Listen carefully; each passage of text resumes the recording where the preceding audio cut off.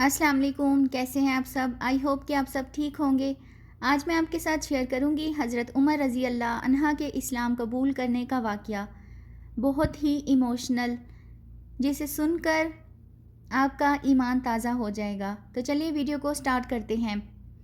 حضرت سیدنا عمر رضی اللہ عنہ جلیل القدر ہستی ہیں جنہیں نبی کریم صلی اللہ علیہ وسلم نے اللہ سے مانگ کر لیا تھا۔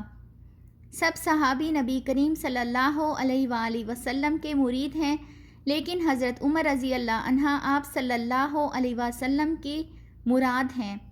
39 شخص جب اسلام لا چکے تو 39ویں شخص حضرت امیر حمزہ رضی اللہ عنہ تھے، اور ان کا ایمان لانا مسلمانوں کے لیے بہت بڑی ڈھارس، بہت بڑے حوصلے کا سبب اور ذریعہ بنا۔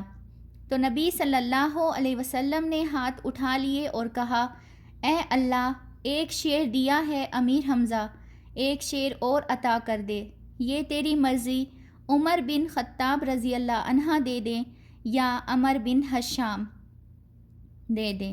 نبی صلی اللہ علیہ وسلم دعائیں مانگ رہے تھے اور حضرت عمر رضی اللہ عنہ ہاتھ میں تلوار لیے غیظ و غضب سے بھرے ہوئے گھر سے نکلتے ہیں کہ اسلام کا چراغ ہی بجھا دینا ہے۔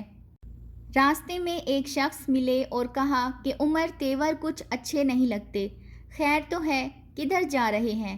کہا چراغ اسلام بجھانے جا رہا ہوں، یہ روز کا مسئلہ ختم ہونے لگا ہے میرے ہاتھوں۔ تو وہ شخص مسکرا کے بولے، گھر کی خبر تو لو۔ کہا میرے گھر کو کیا ہوا؟ تو اس شخص نے کہا تمہاری بہن فاطمہ بھی رسول کریم صلی اللہ علیہ وآلہ وسلم کی نوکر بن گئی ہے۔ تو حضرت عمر رضی اللہ عنہ غصے سے بھرے ہوئے اپنی بہن کے گھر کی طرف رخ کیا۔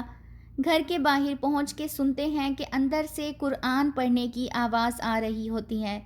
غصے اور بڑھ جاتا ہے، دروازے کو زور زور سے کھٹکھٹاتے ہیں۔ اہل خانہ سمجھ جاتے ہیں کہ یہ کیا ماجرا ہے۔ گرج دار آواز ہے جناب عمر رضی اللہ عنہ کی، دروازہ کھولو جلدی سے۔ معلم کو چھپا دیتے ہیں اور بہن آگے بڑھ کے دروازہ کھولتی ہے تو حضرت عمر رضی اللہ عنہ فرماتے ہیں کہ تم صابی ہو گئے ہو، دین چھوڑ دیا تم نے، بتوں کی وفا ترک کر دی اور بے تحاشا حضرت عمر رضی اللہ عنہ مارنا شروع کر دیتے ہیں۔ بہن کا سر پھٹ جاتا ہے، خون بہنا شروع ہو جاتا ہے اور آپ رضی اللہ عنہ مارتے چلے جاتے ہیں۔ فاطمہ بنت خطاب بولی، عمر تم خطاب کے بیٹے ہو تو سنو میں بھی خطاب کی بیٹی ہوں، جو ظلم جو جبر کرنا ہے کر لو، میں نبی صلی اللہ علیہ وآلہ وسلم کا دامن نہیں چھوڑوں گی۔ پھر حضرت عمر رضی اللہ عنہ سوچنے پہ مجبور ہو جاتے ہیں کہ وہ کون سی طاقت ہے جس نے بجلیاں بھر دیں اس کے اندر۔ کہا جو تم پڑھ رہے تھے مجھے سنا سکتے ہو؟ تو کہا تمہیں غسل کرنا ہوگا۔ حضرت عمر رضی اللہ عنہ اپنے بدن کو دھو رہے ہیں تو اللہ سبحانہ و تعالیٰ ان کا دل دھو رہا ہے۔ اتنے میں معلم بھی قرآن لے کر آ جاتے ہیں اور قرآن کی تلاوت ہونے لگتی ہے۔ ترجمہ ہے، اے 14ویں رات کے محبوب چاند، ہم نے قرآن اس لیے تو نازل نہیں کیا تھا کہ تم مشقت میں پڑ جاؤ۔ تو حضرت عمر رضی اللہ عنہ بے تاب ہو گئے۔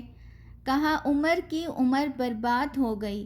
کہا مجھے لے چلو نبی صلی اللہ علیہ وسلم کی چوکھٹ پر، تلوار حمائل کی بہنوئی ساتھ ہیں اور آپ صلی اللہ علیہ وسلم کی بارگاہ اقدس میں حاضر ہو رہے ہیں۔ دروازے کے سوراخوں سے جب صحابہ کرام نے دیکھا تو تشویش کا اظہار کرنے لگے کہ عمر آ رہا ہے، تلوار حمائل کی ہے، ارادے اچھے نہیں لگتے۔ جناب امیر حمزہ رضی اللہ عنہ نے کہا دروازہ کھول دو، اگر عمر اچھی نیت سے آیا ہے تو اس کا استقبال کریں گے، لیکن اگر نیت اچھی نہیں ہے تو اس کی تلوار سے اس کی گردن کاٹ دیں گے۔ تو حضرت عمر رضی اللہ عنہ حضور کریم صلی اللہ علیہ وسلم کے سامنے جا کے بیٹھ گئے۔ گلے میں کپڑا ڈالا تھا۔ نبی صلی اللہ علیہ وسلم نے پکڑ کر کہا عمر ابھی وقت نہیں آیا کہ تم اسلام لے آؤ۔ یہی وقت تھا حضرت عمر کے اسلام لانے کا۔ لبوں پہ کلمہ جاری ہو گیا، اللہ اکبر کی صدا اس زور سے گونجی کہ مکہ کی گلیاں گونجنے لگیں۔ اسلام لانے کے بعد نبی صلی اللہ علیہ وسلم سے پوچھتے ہیں، حضور کیا ہم حق پر نہیں ہیں؟ آپ صلی اللہ علیہ وسلم نے فرمایا، ہم حق پر ہیں۔ تو حضرت عمر نے کہا، کیا اللہ کا دین سچا نہیں ہے؟ آپ صلی اللہ علیہ وسلم نے کہا، اللہ کا دین سچا ہے۔ پھر آپ رضی اللہ عنہ نے پوچھا، آپ اللہ کے سچے نبی نہیں ہیں؟ پھر آپ صلی اللہ علیہ وسلم نے فرمایا، میں اللہ کا سچا نبی ہوں۔ تو عمر بن خطاب رضی اللہ عنہ نے کہا، پھر ہم چھپ کے عبادت کیوں کرتے ہیں؟ سبحان اللہ۔ اب مسلمانوں کی دو صفیں بنتی ہیں، ایک صف کی قیادت حضرت امیر حمزہ رضی اللہ عنہ کرتے ہیں اور دوسری صف کے آگے آگے عمر بن خطاب رضی اللہ عنہ چلتے ہیں، اور نبی کریم صلی اللہ علیہ وسلم درمیان میں ہیں، اور یہ قافلہ صحن حرم میں آ کر اعلانیہ عبادت کرتا ہے۔ حضرت عبداللہ ابن مسعود رضی اللہ عنہ فرماتے ہیں، عمر رضی اللہ عنہ کا اسلام لانا اسلام کے لیے عزت کا سبب بنا، اسلام کے وقار کی علامت بن گیا۔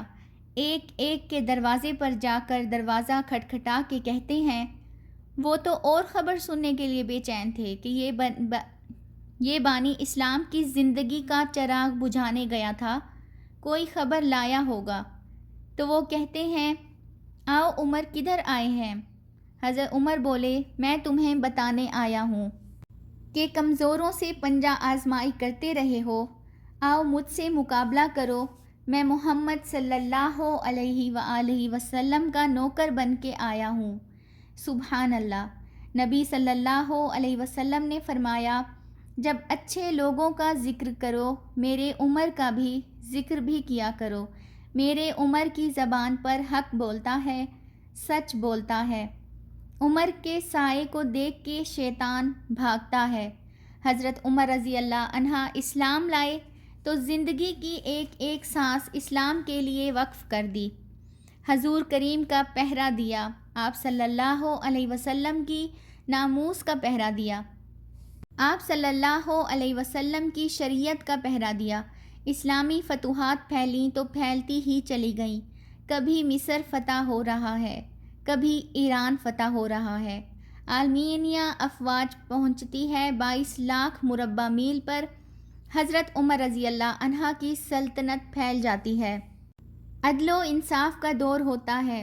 زمانے نے دیکھا کہ غیر مسلم بھی عدالت میں کھڑا ہے تو اسے خوف نہیں ہوتا تھا کہ میرے سے ناانصافی ہوگی، اس لیے کیونکہ حکومت عمر رضی اللہ عنہ کی چل رہی ہے، وہ بھی مطمئن ہوتا تھا کہ میرے ساتھ انصاف ہوگا۔ سبحان اللہ۔ لاکھوں کروڑوں سلام عمر بن خطاب رضی اللہ عنہ پر۔ آئی ہوپ کہ آپ کو آج کی میری یہ ویڈیو اچھی لگی ہوگی، تو چینل کو سبسکرائب کرنا بالکل بھی مت بھولیے گا تاکہ مزید نئی آنے والی ویڈیوز کا نوٹیفیکیشن آپ کو ملتا رہے۔ ملتے ہیں نیکسٹ ویڈیو میں، تب تک اللہ حافظ۔